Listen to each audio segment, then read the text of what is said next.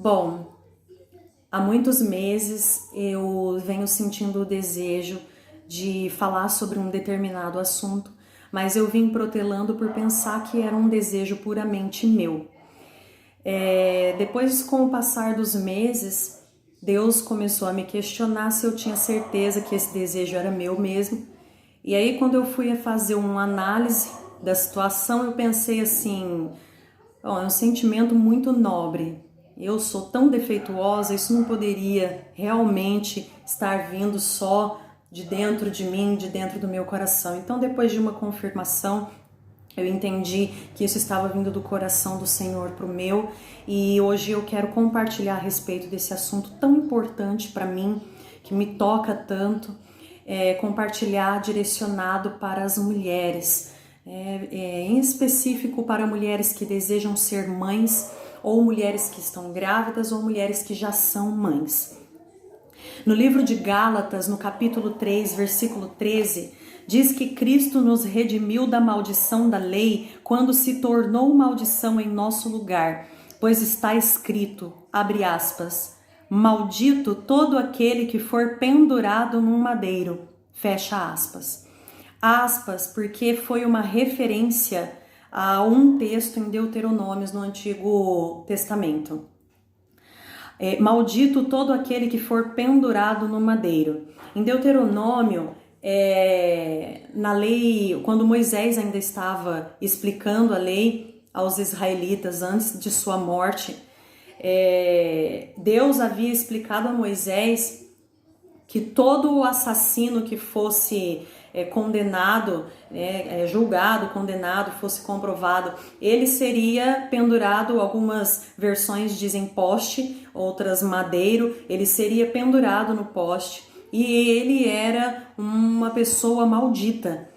Apenas então os malditos seriam mortos dessa maneira, essa morte de cruz, essa morte no poste, no madeiro.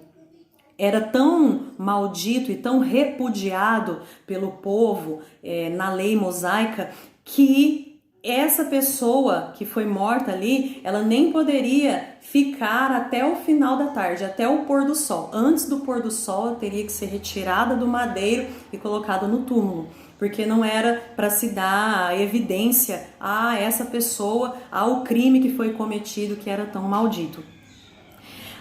Essa explicação, ela nos descortina e esclarece para nós que Deus é inteligentíssimo, né? Em toda a inteligência dele, que é inexplicável. Lá no Antigo Testamento, ainda na lei mosaica, ele determinou que seria maldito aquele que fosse pendurado no madeiro. E aí vem Jesus, sem pecado nenhum, e tem a morte que literalmente o tornaria maldito. Para diante dos judeus, das pessoas, de todos que estavam ali, que sabiam que aquele tipo de morte era uma maldição, Jesus veio e morreu daquele jeito para mostrar realmente para o mundo todo e para todas as gerações, incluindo a nossa, que ele se fez maldito, verdadeiramente maldito, até no estilo da morte dele. Porque ele realmente fez o último sacrifício do qual a humanidade precisava. Então, realmente a graça dele nos basta. Foi gratuito, ele fez, levou sobre si, como também diz a Bíblia, que pelas suas pisaduras nós somos sarados. Então, foi o sacrifício da cruz que nos trouxe a paz. Amém. Louvado seja o nome do Senhor. É uma palavra verdadeira. A palavra é a verdade de Deus e ela é incontestável, belíssima e incontestável. Porém, como é que nós, mães, estamos nos comportando diante dessa verdade? Porque é uma verdade e muitas mulheres, muitas de nós conhecem essa verdade de que a maldição foi levada sobre Cristo. Mas como nós nos comportamos? Porque existe um comportamento depois de saber uma verdade dessa. Existe um comportamento. Porque também existe o versículo que diz: vinde a mim, todos os que estáis cansados e sobrecarregados, e eu vos aliviarei. E aí ele pede para que nós troquemos de jugo com ele, porque o dele é leve, o nosso é pesado demais. E é uma coisa louca, um amor louco, uma troca tão injusta. Mas ele diz ainda assim: vinde a mim. É um imperativo, é um chamado, é um convite, é ele dizendo: vinde a mim. Então, não nos basta reconhecer a palavra como verdade e não nos comportar como quem reconheceu. Porque, infelizmente, nós temos comportamentos como mães que, se a gente sentar no final do dia para fazer uma análise do dia, a gente vai parar e pensar e falar: nossa, mas eu não deveria ter tratado meu filho assim.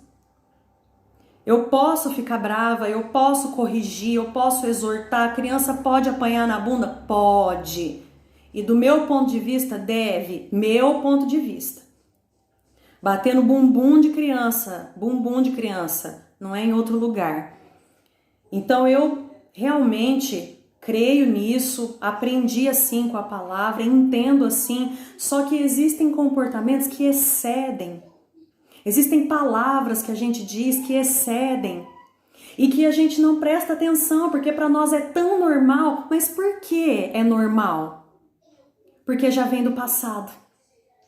E se vem do passado e nós estamos carregando esse comportamento até hoje, essa postura, esse pensamento, se nós estamos carregando isso, coisa do passado, nós estamos carregando até hoje, é porque nós estamos carregando maldição ainda.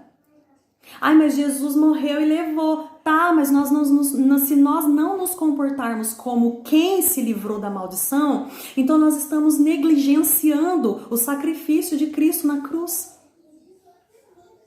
Os filhos são herança do Senhor. Herança de Pai vivo. Porque o Senhor vive e reina. Então, são filhos. É uma herança que o Senhor nos deu. E a gente tem que cuidar daquilo. E eles estão sob a nossa tutela, sob a nossa responsabilidade. Só que muitas vezes a gente não se liga. A gente simplesmente não presta atenção. E antes que a verdade nos seja revelada, antes que os nossos olhos sejam abertos, não é culpa nossa. Mas a partir do momento que a gente começa a entender, nós não devemos fechar os olhos. Nem os físicos, nem os espirituais. Nós devemos, em primeiro lugar, reconhecer que tem alguma coisa errada no meu comportamento com o meu filho. A gente tem que reconhecer. E aí a gente vai lá no fundo e busca: poxa, eu me comporto assim por causa da minha mãe, eu me comporto assim por causa do meu pai, eu me comporto assim por causa de uma tia, ou eu me comporto assim por causa do que os amigos da escola já fizeram comigo, por causa de primos, ou por causa de um namorado. O que é mulher? O que é mãe? Eu preciso me fazer essa pergunta todos os dias. Eu venho sendo curada dia após dia no tratamento para poder dar para minha filha aquilo que Deus quer que eu dê, e não somente o que eu quero. Então primeiro a gente reconhece, depois a gente vai vasculhar o passado, a gente ora e pede a Deus para ajudar a gente a encontrar. E encontrando, a gente vai sentir aquela dor, aquela angústia: poxa vida, mas fizeram isso comigo. Aí você ora para descobrir o caminho excelente do perdão. E você perdoa o agressor, você perdoa aquele que mentiu e levantou falso testemunho contra você. Aquela pessoa que devia ter te guardado, não guardou. Que devia ter te amado e não te amou. E aí você libera o perdão para tudo isso e deixa passar. E lança o que é pesado sobre Jesus, porque ele já levou mesmo, foi de graça. A gente está carregando por quê? É peso duplo, ele já levou e a gente continua carregando aqui. E aí depois disso, depois de reconhecer, depois de encontrar, a gente vai pensar assim: poxa, ele não se importou comigo. E aí a gente transfere a raiva que a gente tinha daquela pessoa, aquela mágoa, para Jesus. Mas onde é que ele estava quando eu passei por tudo que eu passei? A pergunta não é aonde ele estava. A pergunta é onde você estava.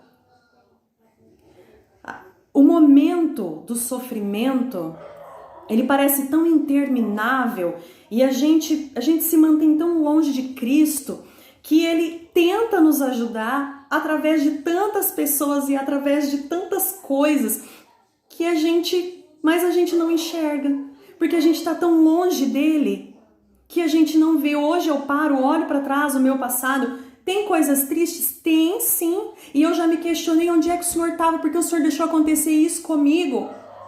Só que daí, com o grande, infinito amor, Jesus disse para mim, eu estava lá. Você chorou, eu chorei também. Mas teve fulano, ciclano, beltrano, teve situação N, situação A, situação B, que eu tentei ali, só que a decisão era minha e eu simplesmente não queria saber de Deus naquela época. Tanto é verdade que quando eu quis saber do Senhor, a minha vida foi transformada. Então nós temos sim que fazer a nossa parte. Não para que sejamos salvos, porque não, a salvação ela veio por intermédio de Jesus e só por Ele. Mas nós temos que dar os nossos passos sim. Principalmente nós mulheres. Principalmente nós mulheres, que temos grande responsabilidade dentro de um lar. Que temos um grande peso dentro de um lar. Então nós devemos deixar de lado, sim, depois de entender que ainda carregamos o peso de uma maldição, nós devemos sim deixar de lado toda a mágoa de quem nos feriu e a mágoa contra Cristo. Porque Ele nunca quis nos ferir, Ele nunca nos feriu, muito pelo contrário. Ele só nos amou. O menor versículo da Bíblia é para mim o versículo mais repleto e carregado de sentimento. Jesus chorou. Isso está lá em João 11:35. Jesus chorou. Porque dentro, o espírito dele se conturbou, ele se sentiu perturbado ali, inquieto, quando Maria, a irmã de Lázaro, foi até ele depois que Lázaro tinha morrido e ela olhou para ele e falou assim: se o Senhor tivesse chegado antes. E aí ele olhou para ela e ele olhou em volta e viu aquele povo chorando e olhando para ele. Jesus chorou. Então como ele não se importa? Ah, porque ele é Deus? Não, ele é Deus, mas ele veio aqui como homem, 100% homem, 100% Deus, para saber exatamente o que eu e você passamos aqui. Porque para ele entender e para ele poder cuidar de nós e nos aconselhar, ele teria que saber o que é. E ele soube. Ele não é indiferente, ele não foi indiferente, ele não é indiferente até hoje. Ele me ama, ele te ama, ele ama a todas nós. Nós somos mulheres, fomos colocadas aqui nessa terra com um propósito brilhante de servir a pessoas e Deus nos usa como vaso na vida dessas pessoas. Todo sofrimento que nós passamos um dia pode ser revertido sim em bênção, quando a gente consegue mudar o nosso comportamento e fazer diferente por um filho e ver o sorriso nos olhos deles. E ver que a vida que eles estão levando é tão diferente da nossa. Ele não é indiferente. Depois de reconhecer qual é a maldição que estamos carregando, depois de liberar um perdão para as pessoas, para Deus, nós devemos nos permitir ser moldadas e transformadas. Nos deixar mudar até o nosso jeito de falar com as nossas crianças. Há um bom tempo atrás, eu ministrei uma palavra pela permissão de Deus em uma igreja, e aí eu disse um tom de piada, mas é uma coisa séria. A gente fala assim: é um menino chato, menino feio, ô seu desobediente, seu teimoso. Não é assim que fala. Porque quando alguém falava assim com a gente, quando a gente era criança ou quando a gente era adolescente, a gente ia para um cantinho chorar. Porque a gente não queria ser chamado disso. Só que hoje nós estamos chamando as nossas crianças das mesmas coisas. E o diabo está em derredor aí, tentando achar uma brecha e acatar qualquer coisa que a gente fala. Ah, mas então eu vou falar o quê? Eu preciso falar alguma coisa para esse menino. Não pode falar nada? Não pode? Pode, lógico que pode. Eu acabei de falar que pra mim é de Deus. Havaiana e bumbumzinho de criança é o casamento perfeito quando precisa. A minha quase não apanha, mas a hora que precisa, eu dou lá uns 3 avisos, a hora que eu vejo que não teve o respeito, vem cá. E depois eu converso com ela e conto pra ela porque apanhou. Aí a bichinha vem, abraça, beija, mamãe, eu te amo, porque reconhece amor, até nas chineladas que ela toma na poupança, porque ela sabe que eu amo ela. Então, o que é que eu posso falar? Sabe, no lugar de dizer para a criança que ela é chata, que ela é desobediente, querida, vamos dizer assim, viu, isso que você fez é chato? Isso que você está fazendo é muito feio. Viu? Para de teimar, ao invés de dizer seu teimoso. Viu? Para de me desobedecer. Ou então você está me desobedecendo e não você é desobediente. Ele não é, não. Em nome de Jesus, nossos filhos são uma bênção. Nós temos que... É a separação, olha como a palavra é perfeita, a separação entre pecado e pecador. Como Deus nos ama, nós somos pecadores. Ele só não ama o pecado. Deus separa, ele ama o pecador, mas ele detesta o pecado. Eu amo meu filho, eu só não gosto do que ele está fazendo. É errado, se é errado e ponto final. Mas não vamos amaldiçoar os nossos filhos. Viu? Você está me desobedecendo. O que você está fazendo é chato, porque o que a criança está fazendo é chato, mas ela não é chata. Em nome de Jesus, ela não é. Então nós devemos sim nos deixar amoldar, nos deixar ser transformadas todos os dias. Porque essas crianças têm um potencial incrível. E elas serão muito melhores do que nós. Seres humanos muito melhores do que nós. Depende do quanto nós vamos dar liberdade ao Senhor para agir através de nós. Quando nós encontramos as nossas falhas, os pecados que nós estamos cometendo dentro de casa com os nossos filhos, então nosso coração vai doer, vai sangrar, mas vai ser tão bom, tão libertador.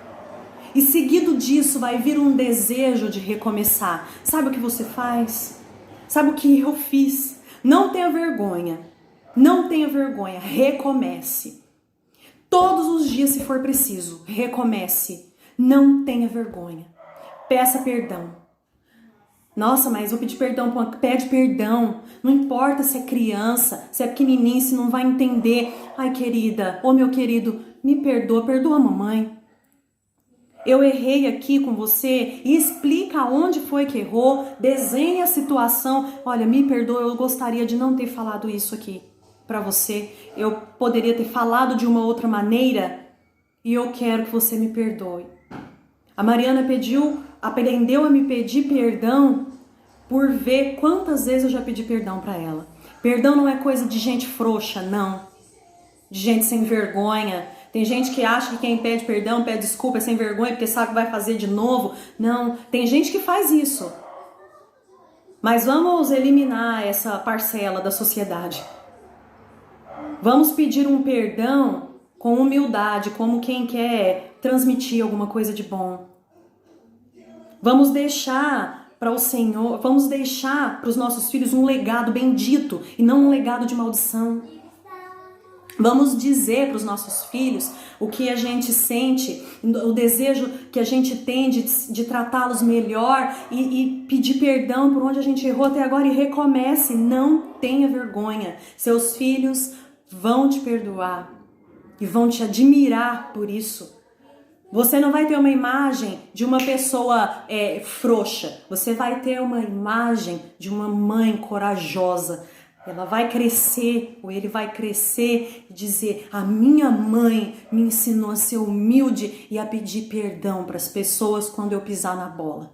Porque é impossível não pisar na bola, ninguém é perfeito. Eu tenho uma história de ter deixado, né, o meu trabalho. Quando a Mariana tinha de 8 para 9 meses, eu parei de trabalhar fora. E cada casa é uma casa, cada caso é um caso. Eu não estou dizendo que todas as mães tenham que fazer a mesma coisa que eu fiz, mas foi um chamado que Deus me deu, foi uma confirmação que Deus me deu. Então eu e meu marido tomamos a decisão e fizemos assim. É importante dizer que eu não agi com rebeldia, eu não cheguei para o meu marido e disse para ele assim: olha, você vai sustentar a casa daqui para frente porque é obrigação sua, porque tá na palavra desse jeito. Não, eu não jamais faria isso, não fiz dessa maneira. Foi uma coisa que eu tinha muito desejo, e enquanto eu fui orando, o meu próprio esposo chegou em mim e falou: vamos, né, vai lá, conversa lá no seu trabalho, com seus patrões. Eles abençoaram muito a minha vida, os meus patrões, né? O meu marido também, por ter me permitido deixar o trabalho. E eu tô nessa vida até hoje, graças a Deus. Fácil não é, principalmente agora que nós estamos no meio de uma pandemia, tendo que dar aula em casa. E Deus sabe que é só pela graça que a gente ora antes da lição, durante e depois. Ainda tem que pedir perdão, porque não é fácil mesmo. A gente tem que dar muito valor aos amados professores. E mesmo não sendo fácil, é um presente de Deus poder estar em casa cuidando de um filho. Quantas mulheres gostariam de ter e ainda não conseguiram? E quando ele fica doente, pega uma gripe, a hora que ele dorme, a gente fica olhando para ele pensando: meu Deus, eu nunca mais vou brigar com ele, eu queria que eu tivesse doente, mas ele não, por favor, é um resfriado. Imagina se acontece alguma coisa com essa criança mais grave, a gente morre antes do tempo. Não vamos esperar acontecer alguma coisa mais grave para valorizar os filhos que a gente tem, porque eles amam tanto a gente.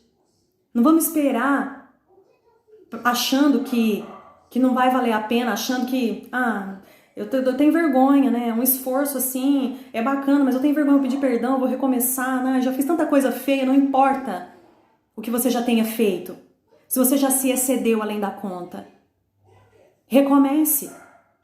Existe um Deus para te ajudar a caminhar. É um caminho que você nunca caminhou, mas Ele já sabe. Porque Ele sabe de todas as coisas, por isso é bom caminhar com Ele, porque Ele sabe de tudo. Então Ele pode te ajudar em tudo, assim como me ajuda todos os dias. Eu parei de trabalhar para a honra e a glória do Senhor. Se você não parar de trabalhar fora, porque você não pode, talvez não tenha um esposo, talvez seu filho não tenha pai, ou talvez você simplesmente tenha investido muito tempo e dinheiro para construir uma carreira e agora você ama tanto essa carreira que você não quer deixar. Independente disso, se você trabalha fora ou se você não trabalha fora, abençoe a vida dos seus filhos. Seja bênção dentro do seu lar. Não diga todos os dias: eu tô tão cansada, eu não tenho tempo para você. Porque eu dentro de casa, eu canso mais que quando eu trabalhava fora.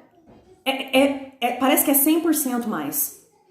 E mesmo estando dentro de casa, mesmo sem trabalhar fora, eu poderia muito bem olhar para minha filha e falar: não, eu não tenho tempo para você. Então, assim, independente se trabalhamos fora ou se trabalhamos de dentro de casa, o importante é colocar os nossos filhos, a nossa família, acima dos nossos trabalhos. Quer trabalhos seculares ou trabalhos ministeriais dentro de igreja, ou trabalhos domésticos. Nós devemos fazer os nossos trabalhos, todos, com certeza, nós devemos cumprir um determinado papel, é óbvio, mas nós devemos tratar os nossos filhos com amor, respeito e a dignidade que eles merecem ser tratados, porque eles nos foram dados pelo Rei, pelo dono de todas as coisas, inclusive dono da vida deles.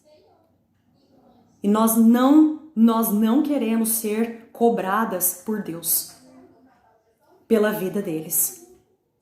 Nós nunca seremos mães perfeitas, nunca. A gente sempre vai ter aquela coisinha: não queria ter feito isso, eu podia ter feito diferente. Nunca vamos ser perfeitas, mas basta ter um coração disposto a conhecer a palavra e caminhar com Jesus para ouvir os conselhos dele e fazer as coisas que ele pede para fazer. Seguir os conselhos que ele nos dá. Nos basta. Mesmo na nossa imperfeição, nós vamos dar uma educação com excelência para os nossos filhos, nós vamos dar amor. Nunca pense que você só recebeu desgraça e maldição na sua vida. Olha, é por isso que eu derramo isso sobre o meu filho, porque eu só recebi isso. Então receba de Deus.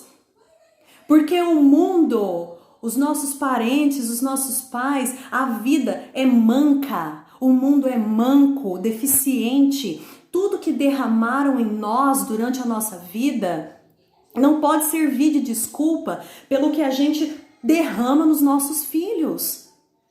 Não pode. Se o que você recebeu é o que você está derramando, então receba o sangue de Jesus e derrame graça sobre os seus filhos. Se você não sabe fazer isso, aprenda. E eu aprendi. Eu tenho uma filha abençoada, maravilhosa, com todos os defeitos que qualquer criança tem. Ela me chama o dia inteiro, ela fala o dia inteiro, ela não dorme mais à tarde. Ela de vez em quando responde. Eu falo pra ela, não põe a mão, ela vai lá e põe a mão olhando pra minha cara. Nossa, e muitas vezes isso daí é que rende a chinelada, porque eu não gosto muito de ficar repetindo 3, 4, 10 vezes a mesma coisa, então, né? Aí eu já parto pra disciplina. Mas ela é maravilhosa. Uma criança comum, né? Não tô dizendo que aqui em casa a gente é tudo perfeito, a gente não é. Mas ela é maravilhosa, ela é o meu número. É o que eu pedi a Deus. E eu posso não ter recebido. Mas só que em algum momento da minha vida, Jesus derramou sobre mim uma coisa que eu nunca mais vou esquecer. Ele me derramou amor. E aí eu podia escolher derramar o que o mundo me deu ou derramar o que o Senhor me deu. E aí eu escolhi, eu vou derramar o que Deus me deu em cima dessa menina. E aí ela tá aí, cheia dos dons, cheia de amor para dar. Aonde eu vejo que eu tô falhando, eu vou lá e eu peço perdão. Aí Deus usou a boca dela inúmeras vezes para falar comigo. Uma vez, eu tava penteando o cabelo dela e ela de repente virou para mim e disse assim: quem cuidou de você quando você era nenezinha? Falei, quando eu era nenezinha, minha mãe. Tinha minha avó, que também cuidava de mim. Eu tinha tia, tio. Aí ela falou assim pra mim: sabe, quando você tava lá no seu bercinho, sozinha, Jesus parava na beirada do seu berço e brincava com você assim. Achou? Pra você não se sentir sozinha. E aí ele falava pra você assim: não precisa ter medo, porque eu vou estar sempre com você. Eu tive uma infância difícil. Só que ela não sabe disso.